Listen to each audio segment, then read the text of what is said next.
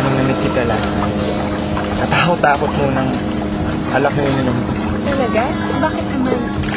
Ayun, mula nung niloko ako ng ex ko, wala na ako ng tiwala sa sarili ko. Isip ako pa mag-suicide nun eh. Pakiramdam ko kasi end of the world na. Pakiramdam ko wala nang pag-asa. Kaya salamat ha. Para saan? Pinalik mo yung confidence ko. Alak nagbalik ng confidence mo, hindi ako. Kitty. Kaya nagbalik ng confidence ko.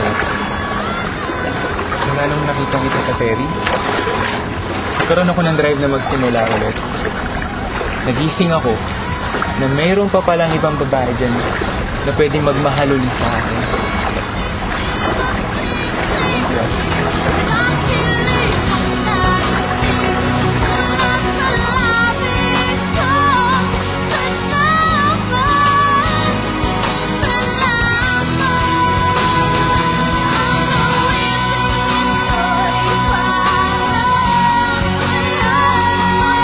Grabe, sobrang thank you talaga. Nag-enjoy talaga ako. Ano ang pinaka-favorite na ginawa ko ngayon? Parang talaga, sobrang saya nun.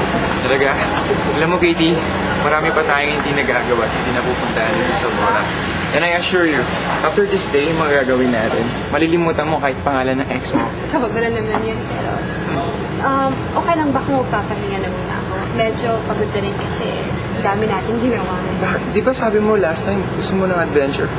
Oo nga, pero quiet time muna siguro for myself.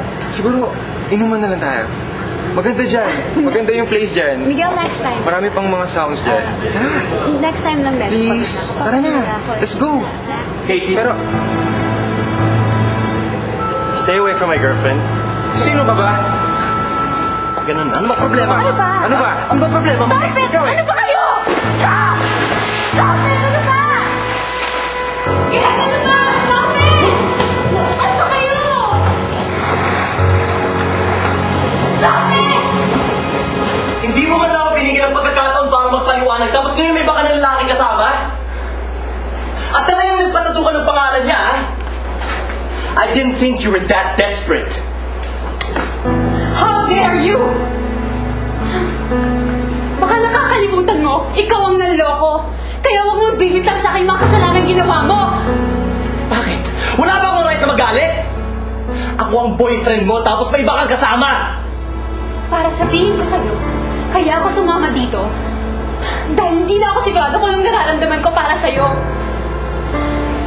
Gusto kong bigyan ko nung mayroon tayo ng chance. Pero dahil sa ginawa mo, hindi na ako nagdadalawang isip na iwan ka. So what, you're breaking up with me? I don't need to break up with you. Dahil matagal na sila ang relasyon to mula nung magloko ka.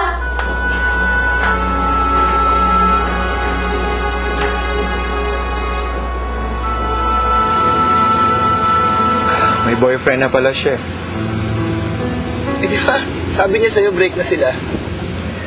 Hindi na ako natuto. Naloko na naman ako. Hindi naman siguro, bro. Sana hindi ko na siya nagustuhan. Sana hindi ko na sinabi ang naramdaman ko sa kanya. At sana rin, hindi ko na pinaasan sarili ko. Teka. Pigilan muna kita dyan, ha? Kasi medyo kabisado ko na sa pupunta itong usapan na to, eh. Sa'yo sa akin, Noise, pare, inom tayo. Bad trip ako, eh. Tapos, bubuga ka na sama na loob mo. Mamaya, iyak ka na. Tapos tatayo ka, pupunta ka dyan sa kwarto mo, magtatangka sa buhay mo. Pare, lumang style na yan. Kilalang kilala na kita. Alam mo, makinig ka sa akin, ha? Pare, lahat na lang ikaw. Ikaw ang kawawa, ikaw ang iniwan, ikaw. Pare, hindi umiikot ang buong mundo sa'yo. Oh, tandaan mo yan. Kaya sa susunod na magtatangka ka sa buhay mo para lang sa isang babae, ha? Isipin mo muna yung mga nagmamahal sa'yo. Pamilya mo, mga kaibigan mo. Mag-isip-isip ka nga.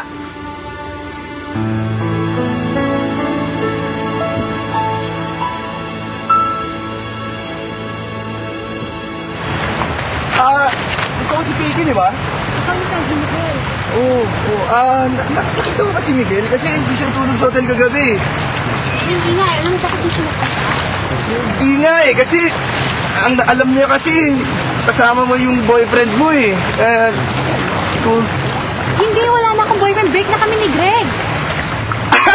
Dapat sinabi mo yun, sana. Hindi naman niya kasi alam yun eh. Naku, sana wala namang kalokohan pumasok sa isip nun. Well, mula nung niloko ako ng ex ko, wala na ako ng tiwala sa sarili ko. Isip ako pa mag-suicide yun eh. Pakiramdam mo kasi, end of the world na. Naku, wag naman sana. Bakit?